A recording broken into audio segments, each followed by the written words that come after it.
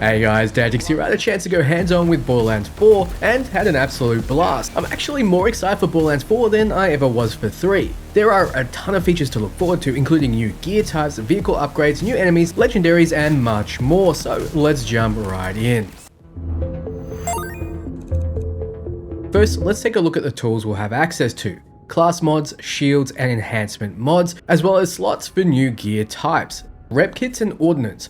Class mods are what you expect, ways to modify your character skills, passives, and the like. Your shield gives you the baseline amount of shield your character can have, its recharge rate, and delay. Higher rarities have bonuses like this: on enemy shield break, trigger a damaging nova, as well as get a bonus 28% melee damage. Everything will have a manufacturer, in this case Malawan. This is important as the enhancement mods play on manufacturers. They buff them in different ways. This one makes it so torque parts on your weapons fire sticky bombs for bonus damage. All three also give flat bonuses, like the bonus 15% weapon status effect chance. That brings us to the new rep kits. I used these a lot during my playtime as we had underleveled gear for the stage we were at, and taking a few shots meant death. When used, a rep kit will heal you. If you hover over the item, it shows the amount healed, over what time frame, and its cooldown. Higher rarities also have effects, like this one on use gives you a fire rate boost of 15% for 8 seconds, and it also has 2 charges. The charges seem like an effect exclusive to the order manufacturer. What is most exciting, at least for me, is ordnance. Before, you had a limited amount of weapon slots that you would park one heavy weapon in, and then you had a grenade slot. Both had limited ammo, so people without investment would often save both for a rainy day. Now, ordnance is both your heavy weapon as well as your throwing weapon slot. Instead of ammo, each has its own independent cooldown. This one is 50 seconds, so at a press of a button, you whip out an insanely powerful heavy weapon to rip through your enemies while you laugh maniacally.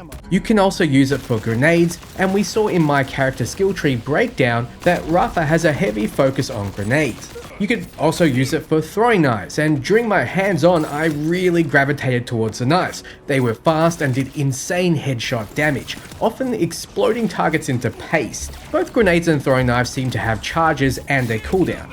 I know plenty of people think they prefer the weapon slot and ammo for heavies and grenades, but honestly, give this way a shot. I think you'll find you prefer it because it lets Gearbox overtune them because they know it's on a cooldown.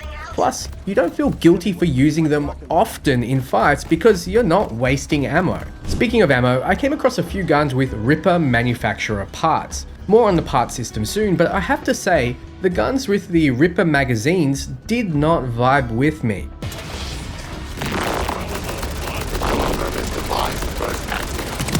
You need to charge them up before they start firing in full automatic, and in the middle of battle, I prefer to tap fire, not hold. But in exchange, the Ripper magazines fire extremely fast. I had the Ripper mag placed on a Vladoff weapon, and the fire rate together was so insane the recoil was close to impossible to control properly. With some recoil and gun handling investments, you get a lot of that with Rafa, Rippers might be insanely strong. All weapons can have different manufacturer parts, meaning that you might get a Malawan gun with a TDR part that lets you throw it out like a grenade when you reload. Different parts will add different effects to guns, and they spawn that way. There is no crafting in Borderlands titles. It's all about that loot chase. Guns can also spawn in with underbarrels, in this case a grenade launcher. Borderlands 4's action skills, like in Borderlands 3, can be modified. You can have one action skill equipped at any time and can swap them out even mid-combat, though you will hit a cooldown if you do. They can be equipped with one augment and one capstone. The augment often modifying the skill and the capstone severely modifying the skill. But you need to unlock them in one of the 3 skill trees the action skill is tied to. Here is Hell in a Shell. It makes the Peacebreaker cannons fire 2 large firebombs when you press F. If you want to see all the augments and capstones, I have a video up on the channel now or very soon.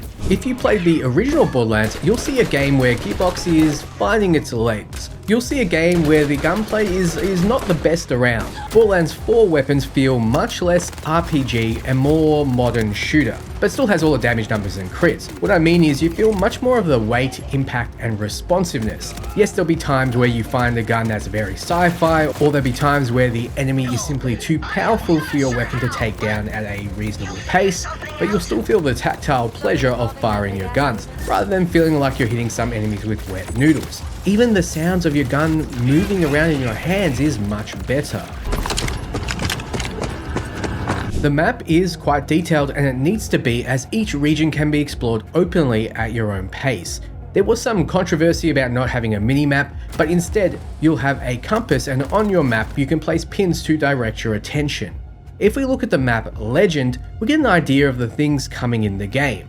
We have world events and bosses like airships, colosseums, and meteors, no doubt each giving some great loot. We have fortresses for groups to take on, we have lost loot machines that will be making a comeback, and we can upgrade them in our storage deck upgrade section, which I'll go through soon.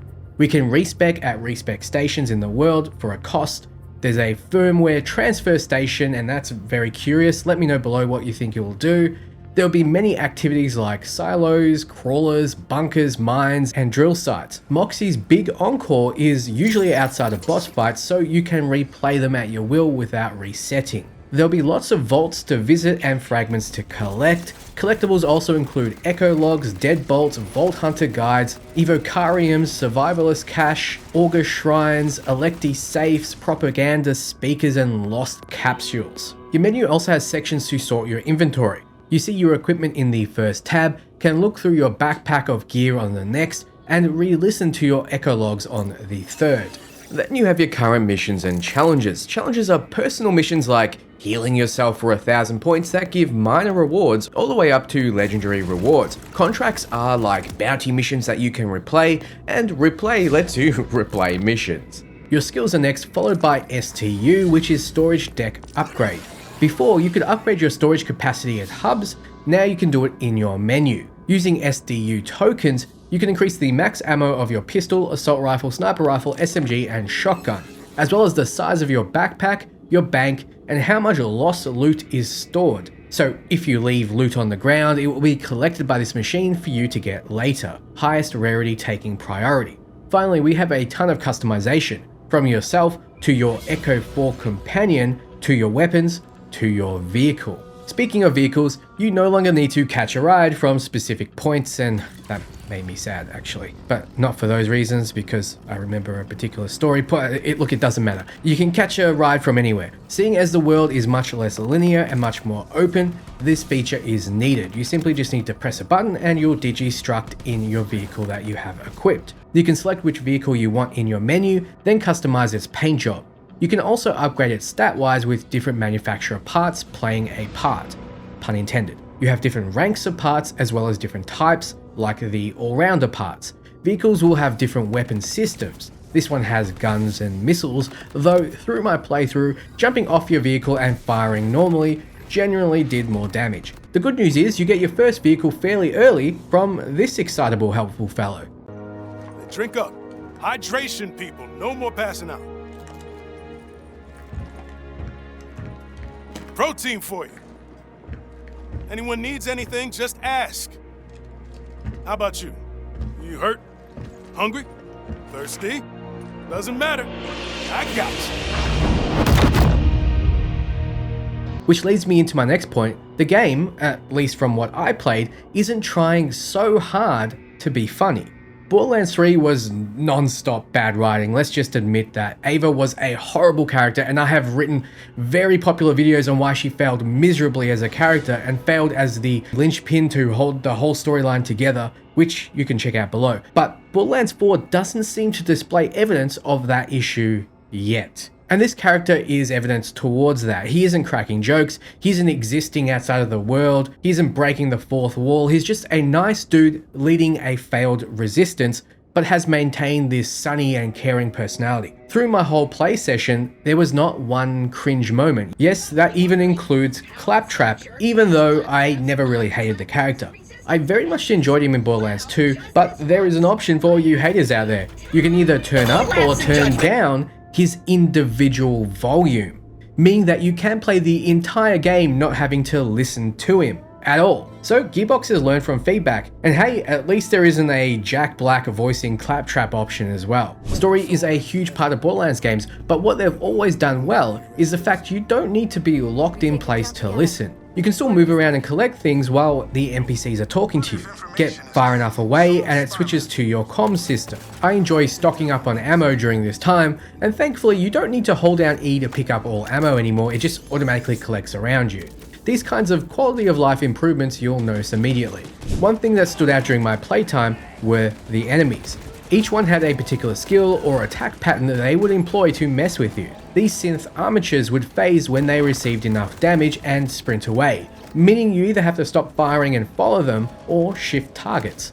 Striker engines would charge you or your pet with melee damage but would hide behind cover when overwhelmed. Wardens would fly up high and summon explosive drones to wreck your day unless you handle them fast. There was even a very powerful semi-boss version that I didn't figure out while playing, but had an overshield that could only be removed when you attacked its orbs. The boss we fought was a vault monster, and it had tons of mechanics that were hard to figure out while Randy Pitchford was standing behind us. At least that's my excuse. It would use various tail slam attacks you needed to dodge or jump over. It would climb up high and launch projectiles at you.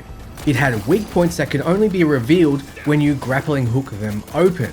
Speaking of the grappling hook, it's a new tool in your kit. You can use it to get up to high locations you couldn't before. You can use it in missions like turning solar panels to finish a puzzle. You can use it in combat to grab explosive barrels and throw them at enemies. And in the case of the boss fight, you can use it to reveal his weak points or even avoid the poisoned floor effect while he's in his cocoon phase. Something I didn't work out straight away. You can grappling hook between pods to stay airborne, and with the new glide feature, you can glide around and hit the weak points on top of the pod. It all works together very well. Lastly, I found that Legendries and even epic weapons were much more rare. The team emphasized that they wanted the chase to feel rewarding and not just about how many Legendaries you can have equipped. This means they can probably make epics more powerful, and Legendaries aren't a strict upgrade, usually just providing another effect or a potential build around opportunity. Only one legendary dropped for me during my playtime after a very difficult Vault Monster fight, a TDO shotgun named Prescription Only Omnibore Husky Friend. This shotgun had an alt fire mode that sent out a husky auto turret pet, one that Randy insisted I pat, only for it to blow up in my face. You could probably make 100 jokes off of that in the comments, I'm sure. It also, as a TDO, does something when it reloads, in this case throws out 2 javelin explosives. It also has the Jacobs effect of ricocheting on crit. So that's everything. Are you liking how Borderlands looks so far? I personally very much enjoyed what I tried. I had a few problems with how they popped us into the world very undergeared, but besides that, the game was a blast. I'm looking forward to 4 much more than I was for 3. So thanks for watching, and for everything Borderlands 4, you're in the right place. Ciao friends.